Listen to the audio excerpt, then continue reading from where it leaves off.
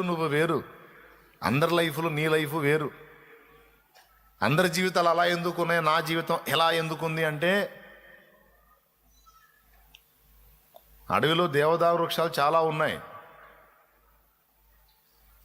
ఒక ఆయన వచ్చాడు, మార్కర్ తీసుకున్నాడు, ప్రతి చెట్టు దగ్గరికి వెళ్ళి చూస్తున్నాడు. 2-3 చెట్లు చూస్తున్నాడు, 4వ చెట్టు దగ్గర ఒక గీతకేస్తున్నాడు. మళ్ళీ 2-3 చెట్లు తిరుగుతున్నాడు, 4వ చెట్టు దగ్గర ఒక గీతకేస్తున్నాడు.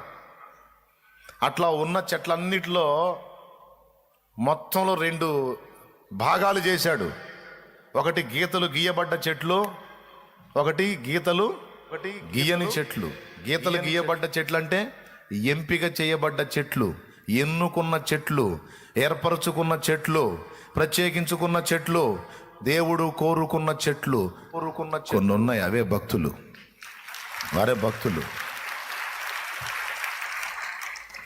లోకములో నుండి ఆయన వేరుపరచుకున్నటువంటి పాత్రలు.